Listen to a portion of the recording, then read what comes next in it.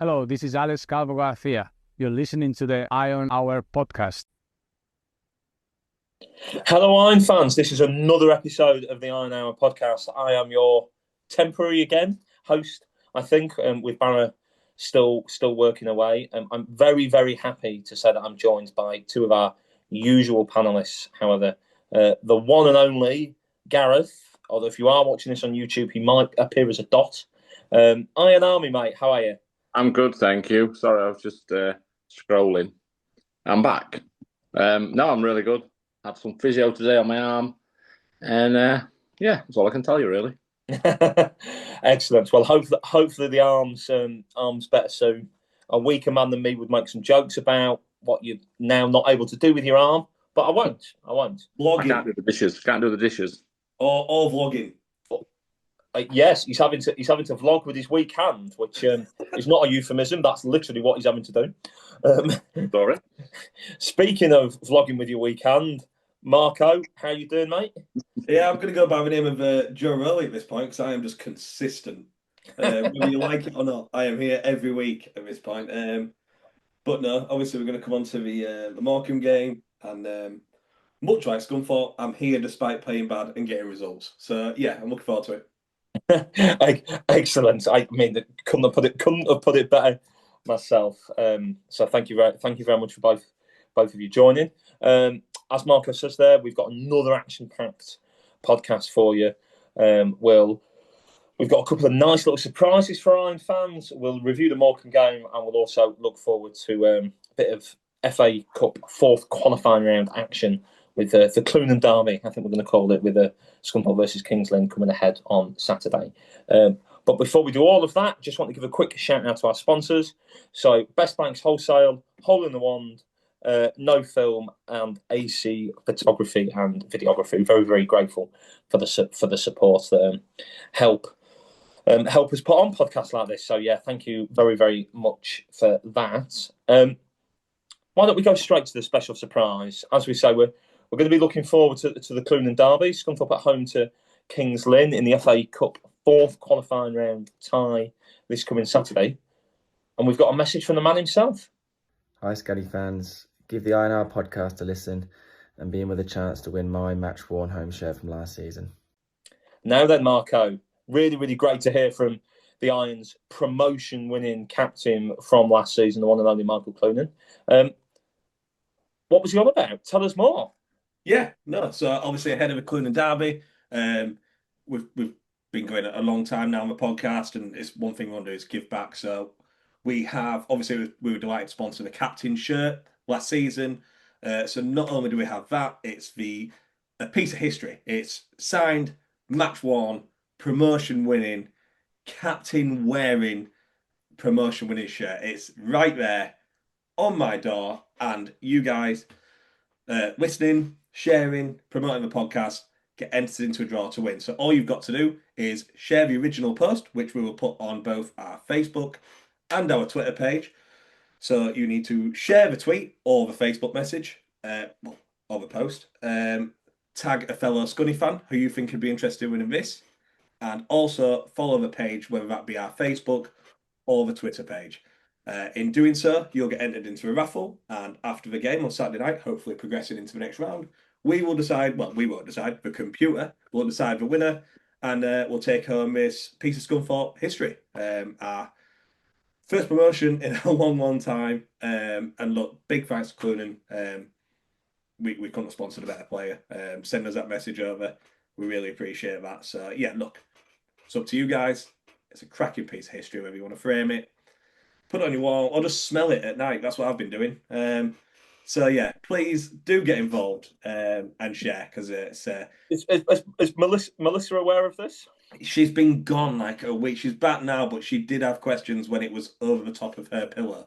But yeah, just don't ask any questions. But yeah, really good chance to win a cracking piece of history. So please do get involved. Like I said, we do stuff like this all the time. So support the podcast any way you can. Drop a retweet, give us a vote on FCAs, do whatever you can. But yeah, this is a really good prize. So definitely get involved. Yeah, absolutely. As you say, it really is a terrific prize that match worn, captain winning shirt you can Signed. see, and it's signed as well from the man himself. Oh, Marco's just going to get it. Go for another sniff. There you go. Hopefully you can see it on the camera. The Irons kit from last season. So totally free to enter. As Marco says, just share the post that we'll put out on Facebook or Twitter. Tag a fellow Squinny fan in it, and you'll go into the draw. Excellent, fantastic. Okay, well that's an excellent competition there. And speaking of an excellent 3 points, if not an excellent performance, Gareth, potentially. When you were driving home after the Morecombe game, what were you thinking? And not, ow, my shoulder hurts. I wasn't driving, I was being driven. Oh, there we go, perfect. What was I thinking? I was thinking we were quite lucky, and I'm glad that we scored 3 goals. It was a tough night. I think the previous games that we'd played had caught up on us a little bit. Players looked a bit tired, which is to be expected, actually playing Tuesday weekend for what seems like an eternity. And then that game against Carlisle, the 5:30 kick-off a bit later than normal as well, going down 10 men, playing about 60 minutes with 10 men, putting the effort in that they did. I just think it took its toll a bit, but luckily we've got the players that can put the ball in the back of the net. Something that Morecombe couldn't do, and probably if they had done, it might have been a completely different result on the night. Yeah, I'm thinking Morecombe had 2 really good chances at 0-0. Yeah. But then, as we got towards the end of the first half, Marco, great strike from Callum Roberts. A little bit of fortune in the build-up to the goal. Not totally sure Starbuck meant that flick, but who cares? And then, if anything, an even better strike from Danny White, or free kick. That was sort of very reminiscent of his free kick against Tamworth, I think, if anything, from a little bit further out. How important do you think it is that A, when we need them, our big creative players step up with big moments, and B, actually, in a weird sort of way, are you encouraged by the fact that we're winning games even if we don't necessarily play what we think of as that well? Yeah, like you said, how many times on this podcast have we gone, 2-0, 3-0, Whitehall and Roberts goal? Like our predictions. Look, those big players stepping up, scoring key goals. I feel like Whitehall's free kick was actually a very good free kick. It's not getting really talked about as much as it should because it hasn't sort of got that height that the one Tamworth opening day did. But to still beat the wall, obviously dipped. It looked a little bit of a good height for a keeper, but still a very good free kick. Roberts the same. I feel like he's definitely been improving, has sort of been working his way into the season. And yeah, same again. Lovely finish. If that was Watson in our net, I think he'd be hung, drawn, and quartered at this rate at the state we're going through keepers. But no, yeah, like I said, 3 really good goals. And yet winning badly is not a bad habit to be in. Being able to have an off day and still picking up 3 points. Yes, it's against a weak Morecombe side at the moment.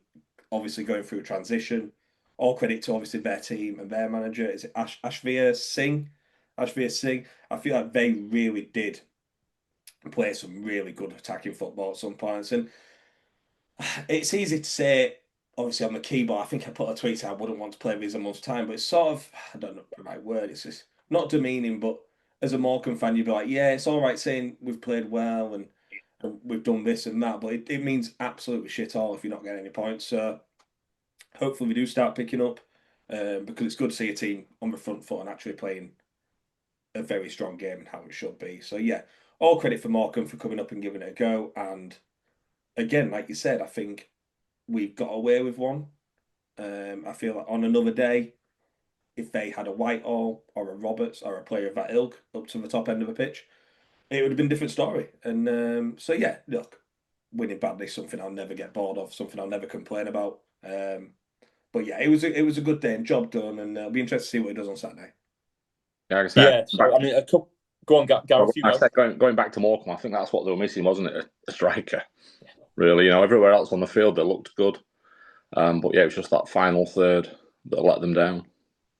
Yeah, I was quite impressed with because obviously I had a different vantage point, so just behind yourself, Gareth. Particularly in the first half, I was quite impressed with that Guion Edwards. Yeah. Out for them on the wing, very, very experienced, played a lot of games in the EFL for good sides. I'm obviously just looking at the table, and I thought you could see why Morecombe had scored goals. This season they've scored more than they've scored more than Brackley, they've scored more than Boston, they've scored more than Eastleigh, Hartlepool, who were Solihull, who were all in mid-table, but it's defensively, isn't it? They've conceded 36 from just 12 games. They're averaging shipping 3 goals a game, and I don't care who you are, I don't care how well you play. That's not sustainable at any level of football, is it? You carry that on forward over the course of the season, and that's more than 130 goals you concede in. So I guess if I'm a Morecambe fan, that's what I'd be worried about. But just on our defending, Gareth, obviously we had JB at centre half, given Boyce was suspended, and certainly to my eye at least, it seemed like our starting defensive line on Tuesday night was the highest it's been all season. There were 3 or 4 times where Morecambe were playing that ball in behind, and it was very, very touch and go, whether it was offside, whether it was not. What did you think of that as a tactic? And B, what did you think of Bellahune coming in at centre half? We didn't have a choice with Bellahune coming in, really. In all fairness, he had to come in. I thought he did all right. I thought he did the job well. Won the balls when he had to win them.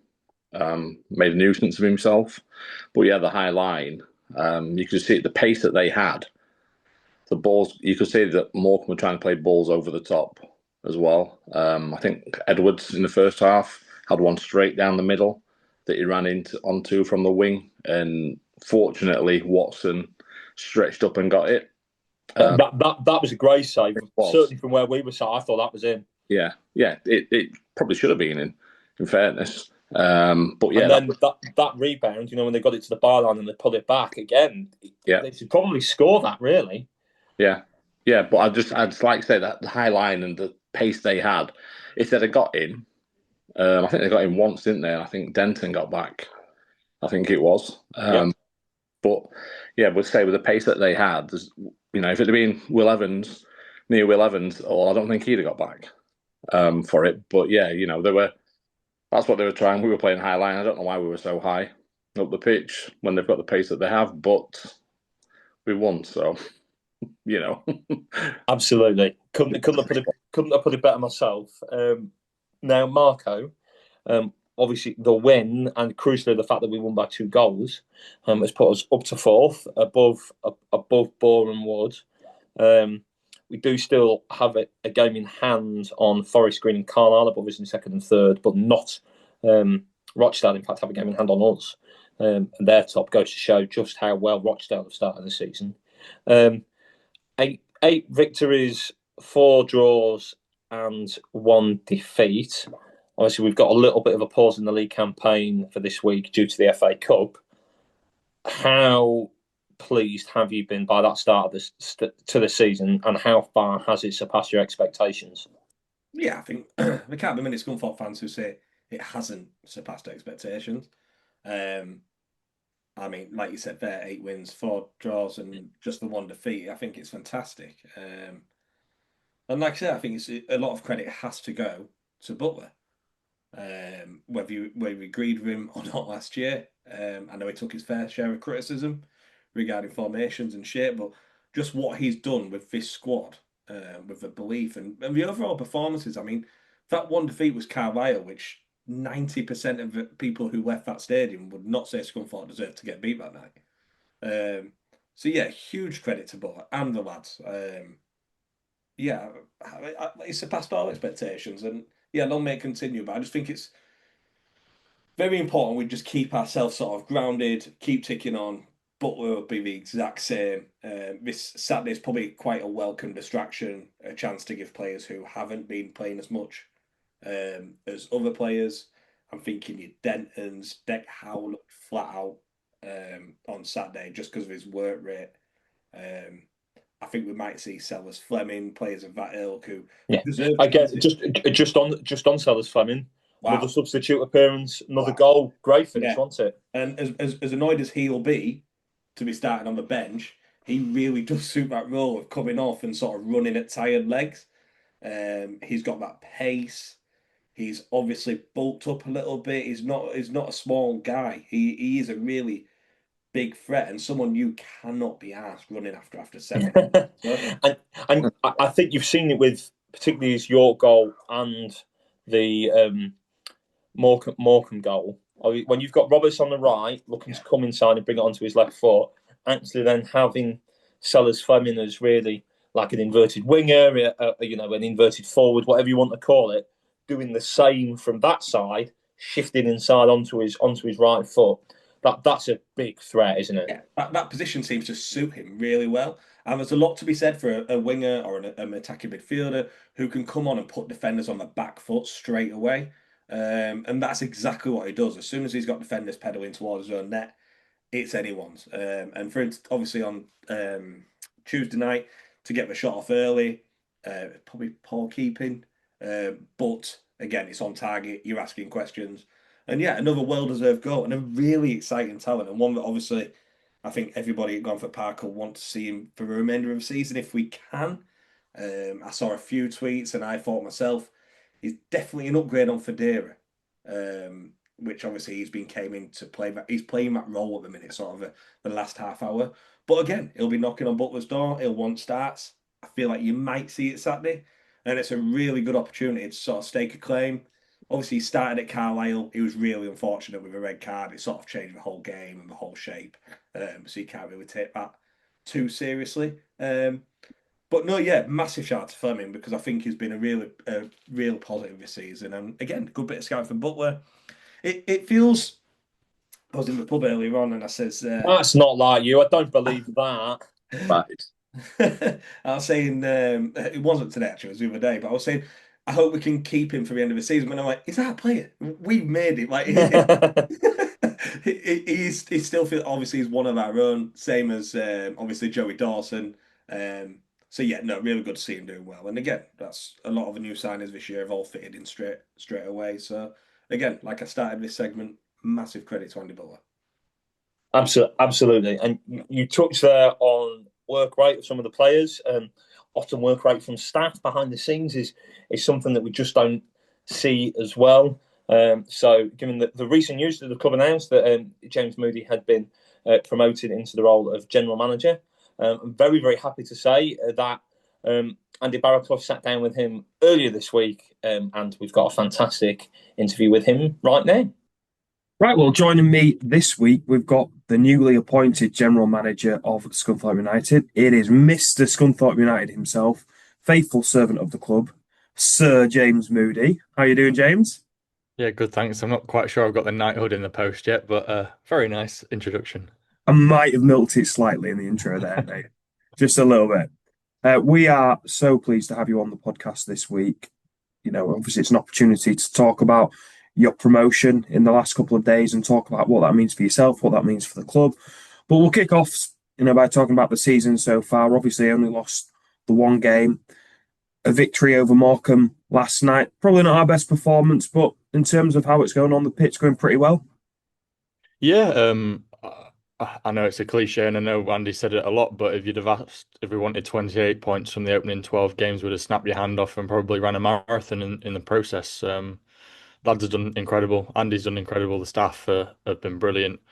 And I think, if I'm right in saying we've played 8 out of the top 10, one of us beat 8 out of the top 10 or something like that. Yeah. I've got points out of at least, and we're one of the top 10. So that's 8 out of 9. We've played and done reasonably well. We've only lost to Carlisle. Probably should have beat Forest Green. Probably should have beat Brackley. Maybe should have lost to Boreham Wood, if you're being brutally honest, because they were very good on the night. Morecombe last night were really good as well and potentially could have got a point if they'd probably been a little bit further down on their journey. But 28 points on the board. I think we had 35 when we got relegated from this league a few years ago. So it just shows how well Andy and the team have done so far this season. We're only a quarter of the way. No, it's. I said it's not going too bad. I think that was a bit of an understatement because I think even the most optimistic of Iron fans wouldn't have predicted we'd be in the top four, after 12, 13 games. So it's a very, very impressive start. It definitely has to be noted. Right, James, let's talk about the club over the last couple of years then and what's taken us to this point where we are now, where yourself have been appointed as the general manager. A really kind of volatile period, would you say? Quite, I won't say erratic, but a lot of swings up and down over the past 2 to 3 years. Yeah, it was well, it's obviously well documented what the club's gone through, and behind the scenes it was no different. It was probably more volatile than fans might realize and ever realize, because it really was a difficult period for the club. My primary focus throughout everything I do, United, and ultimately at one point it was to try and save the football club. I mean, a lot of people are attributed to saving the club. I'm not one that can say I fronted up the money to do so. I obviously not in a position to do that, but I'd like to think that I played my part in progressing the club onto Michelle as a new owner, safeguarding the football club in my own way, just by staying here first and foremost. I've got no hard feelings, no disrespect to any person that decided to remove themselves from the situation. But my point of view was, I would never live with myself if I didn't stick around and at least try to keep the football club going.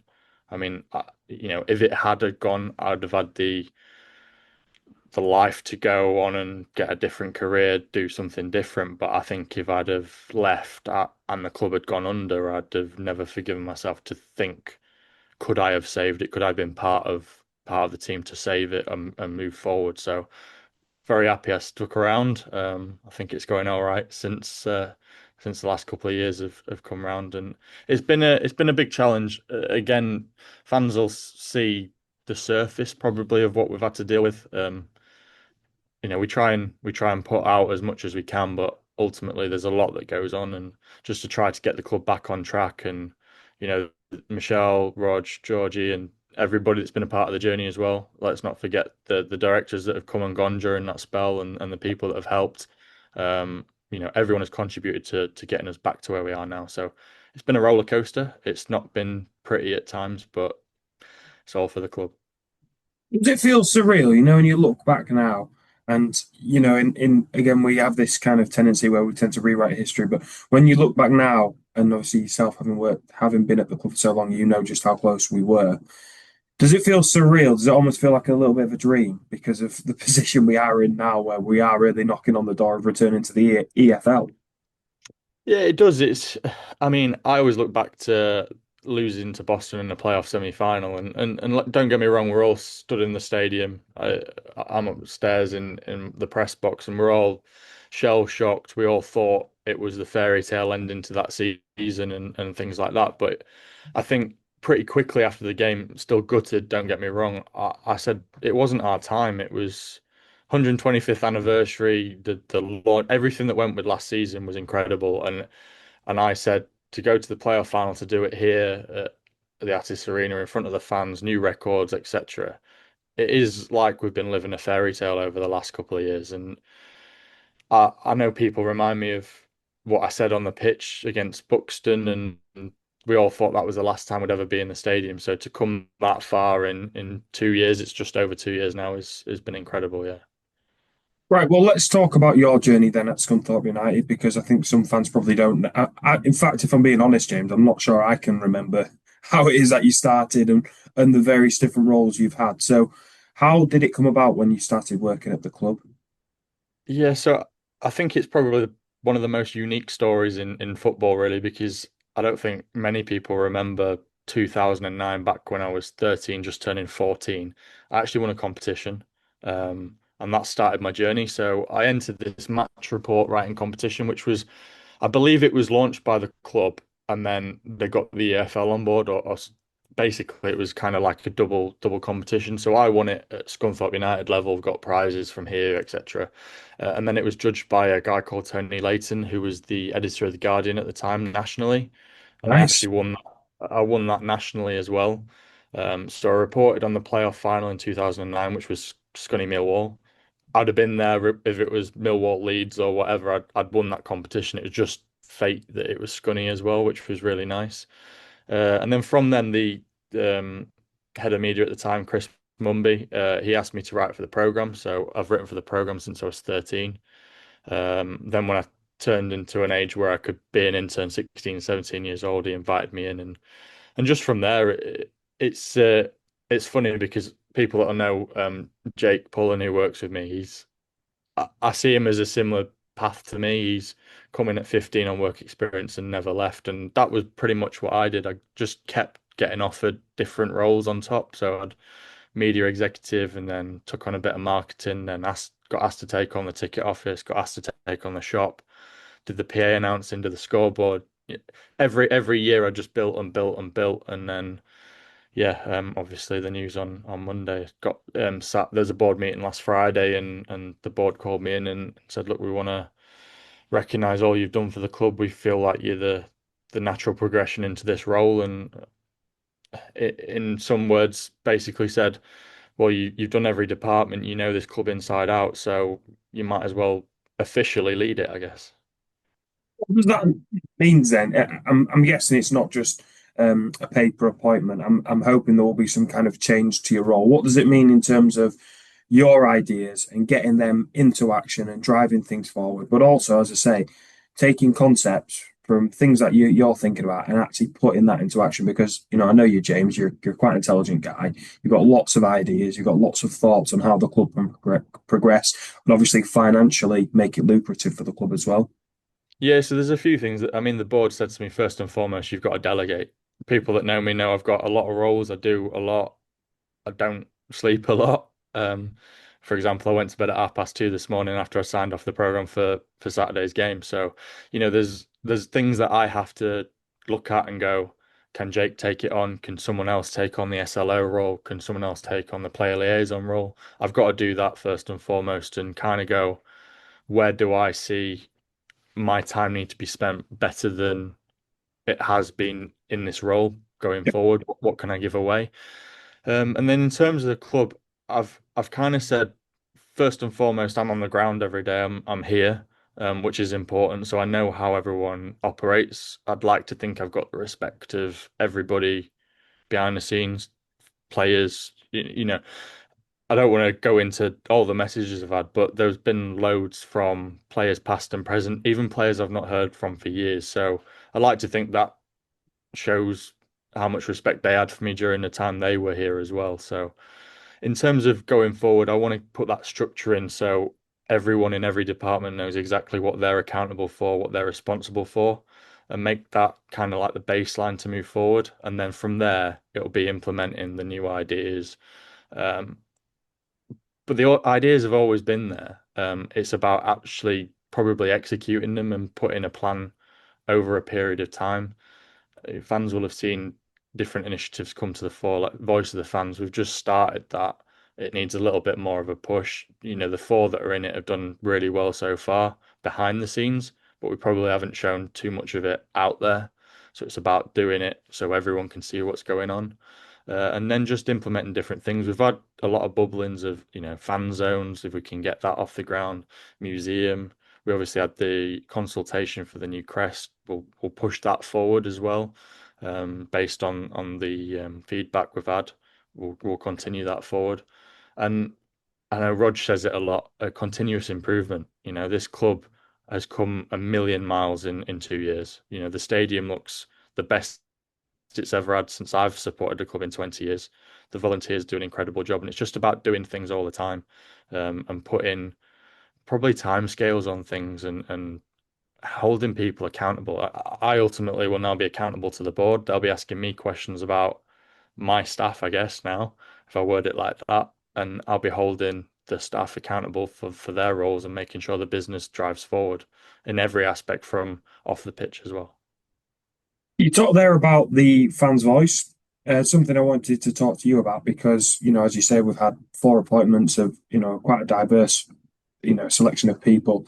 Are there any plans to increase the uptake on that? Would you like to see any other people come into the fans' voice board? And also, what does that actually mean for those people, and what does it mean for driving change? Like, is it a case of they're coming to you, to the board with ideas, and you're taking that into consideration? Or is it the opposite? Are you bouncing ideas off them and trying to gauge and board what they think fans' reaction would be? It'll be a little bit of both, in truth. We put it together because, from my experience, not every supporter wants to come to an employee of the football club. I might be a massive Scunthorpe United fan. For 20 years, I've watched the club. For 7 years before being employed, I was a season ticket holder, etc. So, but I find that not all fans want to come to us. So it's about having a diverse group of people that fans think they can go to. You just take Ryan Ashmore, for example. He's a legend in the Britcon stand with his drumming. Everyone seems to know him. He's as a face that people can go to in that area. You've got Eloise, who representing the female aspect of our supporters groups. She's looking at how facilities can be made better for our female supporters. Because obviously, when stadiums were built, the demographic of football fans back then weren't appropriate for what they are now. You've got David who and Andy have both been supporters for a number of years. David's an Exiled fan, so represents that area, and Andy, is of the white middle-aged man demographic, really. The cliche Scunthorpe United supporter, I Yeah. guess. And they're So the ones that take up about 70% of the fan base, right? yeah, exactly. They take up the majority. So across them four, I think we've covered quite a diverse range. We're always looking for more. So if anyone does want to apply, we will expand the group. But I think it was important to start with a core four and get it off the ground. They've been working. They've got their own dedicated email address, which we don't access at all. I know there was they feed back to me all the time on what is relevant to come back to us in terms of what needs answering. I made it quite clear in the initial press release that email address was set up by myself and will not be accessed by anybody. It's a dedicated password that they've got. Obviously, in terms of it being at scunthorpe-united.co.uk, it is a club server, but we do not access it. So anything that goes to them, if you want it to be in confidence to them, it's in confidence to them. They feed back to us what's going on that email address. If we can help, we'll give answers. And then if it's anything to go to board level, equally, we'll do that. And then on the flip side, we will be bouncing stuff off them. So they'll be signing NDAs in terms of just the confidential aspects of what we're going to talk to them about. So maybe it's kit designs, not necessarily going, what kit do you want, but bouncing, does this look good? Do you want this feature on it? What kind of uh, collar do we want, etc. Just things like that will be moving forward. So it will be a two-way street from me. Finally, then, James, I don't want to hold you up too long. I know you're a busy guy, got lots of obligations. The season so far has been off to a positive start. What are you hoping to see between now and the spring? I think we'd all love to see exactly what you said at the start. Our long term, and I say long term ambition was to go back to the EFL, and I'll still say long term because it is a project. And who would have thought we'd be sat here fourth after 12 games of the season and flying? We all know that football can change at the click of a finger. We know what happened last year in November, December, but then we got back on track. So football is all about roller coaster. People that have asked me so far, I'll stick to my first answer and let's get to safety first. And it might sound boring, it might do, but I've been around football long enough to know you can get off to a flyer and then have an absolutely honking second half of the season.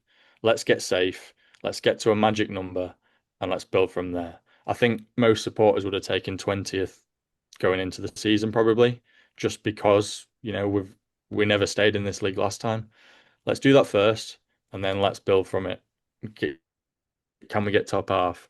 Then can we sneak into the playoffs? If we're still in the playoffs come the end, March time, can we be in with a shout? Go on, say it. But Say it. first and foremost, go on. Yeah, can we be in with a shout? Can we go back to the football league? We obviously every football fan every football person that works here, every single person wants this club to do well. But let's be realistic and say that we aren't going to win every game. We aren't going to play well every game. We didn't probably play our best last night, but we still got the 3 points. But there'll be a game where we don't play our best and lose. There might be a game where we get humbled. But it's all part of the ride, and let's do the best for the football club first and foremost. And let's be fair, the support this season has been incredible. I think our average attendance is up again. And even last night, I don't recall many times when we've had over 4,000 on a Tuesday night. It's always drops into the high threes, but that just shows what we're creating around here in terms of fan engagement, hopefully, and in terms of just the ethos that the gaffer has instilled as well. Everyone wants to be part of this journey. Well, that's it then, James. Congratulations once again on behalf of the INL podcast listeners, and I'm pretty sure I could say on behalf of all Scunthorpe United fans, we wish you all the best of luck. And it's very deserving, mate. So congratulations, and up the iron. I appreciate it, Barra. To everybody, thank you for well wishes, and let's continue this ride together.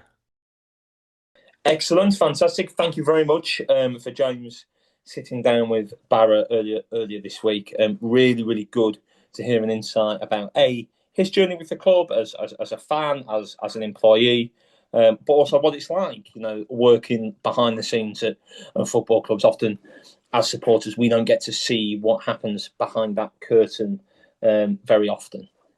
Now, speaking of lifting the curtain, Marco, I've seen you furiously scribbling away. Can we firstly give a big shout out to our sponsors of the FPL, the George Inn at Barton? This is another great opportunity and another great example, just like the Clunan competition, of how we try and give back, because we're very, very happy to say that there's a big prize for whoever wins the FPL, isn't there? Yeah, it was really good to catch up with the owner of the George Inn on Tuesday's game on my halftime pint. Really good to speak, and we were talking about the FPL and obviously the popularity of it. So yeah, again, I sound like a broken record. Massive thank you to everyone taking part. I'm sure you'll all be massively keen to know on the panel's rankings. So if Gareth wants to walk away now, because Gareth with the strongest team is propping up the division for the panelists at the moment. Dead bottom.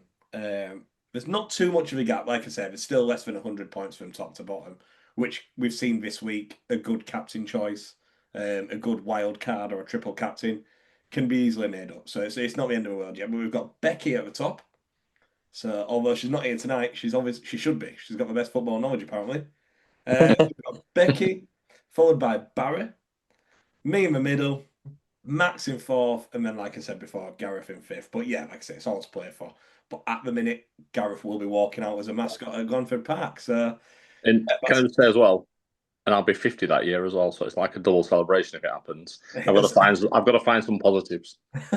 I've never been mascot before. Full kit, may I add? Yeah, that's something to look forward to. With regards to the listeners and the fans, we've got Mike Hickson at top. There's been no change there. He's still at the top, having a really good season. And then we'll come on to a couple of players. So we've got Tyler Denton in 10th. Not sure I want him winning that £100 bar tab. Well, look, if it's it'll be after the end of the season. At that point, if you've had a good year, you can do what he wants. Yeah, we know the players are keen listeners. So Denton, if you do win, I'm happy to share a couple of them pints. We've got Jake, who no doubt's added on some extra media duties this week after Moody's promotion. Absolutely. Jake's popped up in 27th. We've got Whitehall in 36th. Cal Roberts in 96th, still in the top 100. So yeah, good to see the lads still up there. And when we've got more than 300 punters, frankly, I think even if you're in the top 200, that's really solid. It's good going. It is really good going. And like I said, there's really not much of a gap between the top 1 and 200, as daft as it sounds. A couple of good weeks and you're straight back in contention. So yeah, really appreciate everybody taking part. Obviously, we've got the international break now, so it's time to rack your brain, see who you bring in afterwards and what wild card or chips you use. But yeah, again, really big. We really do appreciate it. And like I said, that bar tab's up for grabs. All it'll cost you is buying me one when you win. So yeah, look forward to it. Can I just say as well, can I just jump in? as I sponsor Deck Cow, he's 25th. Oh, in the Can't league. find him. He's 25th. So, yeah. Just because you sponsor a player doesn't mean you get cuts in. He's not going to buy you a Pepsi Max. Well, you never know. You never know. Look, but then if you sponsor a player, he might give you a shirt and a really lovely message that you can have in a competition for your devoted listeners. There you go. And I think is it Carl Roberts' team is how do you like it as well? So I think that's an excellent shout out to them. Marco, thank you very much for the FPL update. Also, just want to pass on a message that's been given to us from Scott Paxton, another member of the very hard-working team at Glanford Park, who says, I've got a hero of the week for you. We got a volunteer from your shout-out on the last pod, when we passed on the club's appeal for help with like divots and sort of, doing stuff to the pitch. Scott says, guy called Neil, after we finished up at like 10:30, he said, well, just got an hour's drive home now, as I live in Mansfield. So a very, very good message there to be received from Scott. Neil, if you're listening, thank you very much. Really, really appreciate it. And given that that's come from the club itself, you can be our collective hero of the week this week. So he went from us announcing that on the podcast. Yeah, that's amazing. Yeah, massive. I think, like you said, it's definitely our hero of the week.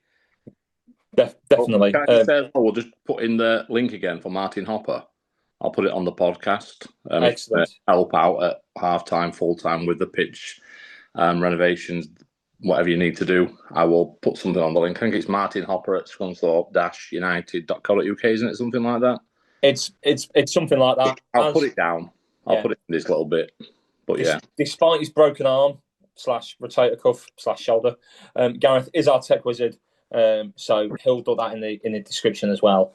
And if you are available to help, particularly after the Kingsland game, do give the club a shout. It's our club, it's our community. So anybody who has got a free afternoon, just a couple of hours, maybe you've got a bit of time on your hands, or you've just got a bit of talent for the old gardening. I'm sure the club would be very, very grateful for any help that you can possibly provide. Right then, Marco. Let's get on to the Clunan Derby, shall we? We've got Kings Lynn coming to town on Saturday, FA Cup 4th qualifying round. As we discussed off air, there is the potential for replays. So think back to Newcastle Town last season, for example. So if it is level after 90 minutes, there would be a replay, most likely on the immediate Tuesday afterwards, down in Norfolk. How do you see the game going? Yeah, it'd be an interesting one. Obviously, another plug to the shirt. It'd be good to welcome Clunan back. Here. They've had a very mixed start to the season. I think we're sat mid-table minutes. I'll just have a look at that. 11th in the league. Yeah. And I think they're one of those teams that you'd really, obviously, spent a bit of cash, got Clunan back in. You'd really expect them to be up there, sort of achieving, automatic, if not playoffs. So, yeah, they'll be disappointed with that. I know they've had a few managerial changes for some strange reasons. We won't go into that. But yeah, look, it'll be a tough ask. It'll be interesting to see, obviously, what side Butler puts out. It's been well documented on social media that it's a good bit of money to actually progress in these rounds, and well worth obviously putting a lot into. Obviously, the FPL trophy is great, but yeah, look, you'd hope Butler's got one eye on the league still. But yeah, really important we do still approach this in a way we come in this game. And like I said, previous podcasts from the start of the season, we've been saying how good our depth is, and a lot of the players on the bench deserve starts. Well, I think Saturday's the chance. And look, they'll come here to win. Clunan will be bang up for it. The rest of the team will. So it'll be a tough ask. It's not going to be a walkover. I know the league below, but it's a really good opportunity to get ourselves into the next round of a draw. Little bit of cash, and let's hope we get Grimsby away. Oh, okay. So that's who Marco wants in the next round. He's played his cards early there. So just looking at the table, obviously, whilst Kings Lynn are 11th, they are only 3 points adrift of the playoffs. So quite literally, one win would put them in the promotion mix. Very, very interesting as well in terms of automatic promotion. They're only 10 games in to the National League North season, so they are 2 or 3 games behind the National League, as it were. South Shields have started phenomenally. 26 points from 10 games. I mean, that looks like that could be a 100-point season. The way they're going. So actually, I wonder if Gareth, Kings Lynn might be bang up for this. That they might be looking at this as a good way, with no pressure, to be bang up for a game that they think, well, do you know what? We beat Scunthorpe back in March. Why can't we beat them again? I think they've got to be bang up for it, haven't they? It's a team, it's a scalp for them. Higher up, league higher up, still a scalp. Like you say, they beat us last season. They'll want to prove that, they're worthwhile of being the National League as well. If they can beat a National League team, we're flying. I think Butler said in his interview after the Morecombe game, he's going to put a strong squad out, strong team out. So whether that's like regular first team players or not, I don't know. But we've got to be bang up for it as well. That's the thing. On paper, again, I think I mentioned against Morecambe, on paper, you should be beating these teams. But, it never happens like that. And, so we need to be bang up as well, because they will definitely be bang up for it. And like Marco said, they've had some money put into them now. They've got investments from Singapore, is it? Some company or somebody put money into Kings Lynn, so they've got money behind them. We need to be on our top of our game, because they'll be on top of theirs for definite. And we've got to get behind them as well. If we do concede, we've got to stick with the team and believe in them. Yeah, absolutely. And I think back to last season and the cup defeats in particular to Guiseley and to Warrington Rylands. Actually, I think there is a bit of an appetite in the fan base to have a decent run in the cup this season, especially as we're coming in at the 4th qualifying round, not the second. You win 1 game when you're in the first round. You don't have to win 3. Mm-hmm. So there's definitely a big opportunity for us there, and some big clubs, and theoretically might be some quite interesting games in the FA Cup first round if we got that far, and then if the draw produced something interesting. Marco, you mentioned there about the potential risk for rotation. So give me your score prediction based on the side that you think Andy will play, not what you would play. Let's have a score prediction. Like I said, I think there'll be 3 or 4 changes. I still think we'll have enough to get it over a line. Like I said, it's going to be them moments of quality similar to Tuesday night. I'm going to go 2-0 Iron. Very good. Gareth, give me a score prediction. I'm going to go 3-1. Okay. I am a little bit in 2 minds. I don't think we'll lose. But there's a part of me that thinks, knowing Scunny, does it end up being the draw that literally nobody wants? No, I think Marco's right. I think we should, even if we do make 4 or 5 changes, we should hopefully have enough to get over the line. But we've got to be up for it. If we start badly, if we let Kingsland get in front, then it could be a very, very different game. I'll go for a gritty, but nonetheless, Scunthorpe 2-1 win. Can I just say as well, I've chosen 1 for Kingsland, you've chosen 1 for Kingsland. It will be actually nice to see Clunan score a goal. No. No, not on Saturday. I love him, but no. I'm thinking in like the 10th minute of injury time with the last kick of the game once the game's won. I could live with that. Yeah. Maybe in a warm-up. That's it. That is literally it. Because unless Ian, our podcast, is on that scoreboard when he scored, I'm not bothered. And I can't see that happening this year. So we want a Tyler Horton hat-trick. Excellent. Right then, speaking of goals and promotion and sponsoring Clunan, for anybody who's missed it, let's just give one last shout out to the Clunan Derby with a message from the man himself. Hi, Scuddy fans. Give the INR podcast a listen and be in with a chance to win my match-worn home shirt from last season. Excellent. Thank you very much. Always great to hear from the Irons promotion-winning captain there. And for anybody who's been watching the podcast, you'll have been able to see his signed match-worn shirt just above Marco's shoulder. Marco, before we wrap the podcast up, do you want to give a shout-out in terms of the Clunan competition and also the fact that we are again an award-nominated podcast? Yeah, well, for one, I've just called Horton Tyler. Instead, I've got Denton. I've got Denton. Look, And I didn't want to do it, but okay, you know. yeah, so apologies to Brandon we sponsor him. I just thought I said that doesn't sound right. I've got two Tylers at fullback. But yeah, again, massive chance to win this piece of history, like we say. He broke the mold, he broke the curse. First promotion in a long time. Captains, match worn, promotion winning shirt, signed by the man himself ahead of this Saturday's Clunan Derby, as we're all calling it. So yeah, really good opportunity to win it. And again, it's not the first time we've done anything like this. We do it regular. If you do like listening to us, literally the figures have been ridiculous. So I'm not even exaggerating. Thousands that listen. If you do like what you're listening to, do drop us a vote on the SCAs. It's all over our social media. Non-league, I know podcast, and again, it is really appreciated. We're not expecting to win. We're not saying that, but look, we'll give it a good go. We'll enjoy it by being disciplined. Yeah, really looking forward to the award tonight, and yeah, let's just not let us all be embarrassed when we're in our dicky bows. But yeah, really looking forward to it, and yeah, like I said, it's a really good opportunity to win a really good, cool prize. So yeah, please do get involved. Absolutely, couldn't agree more. And how do people enter the Clunan competition? Right, easy. Facebook or Twitter or X.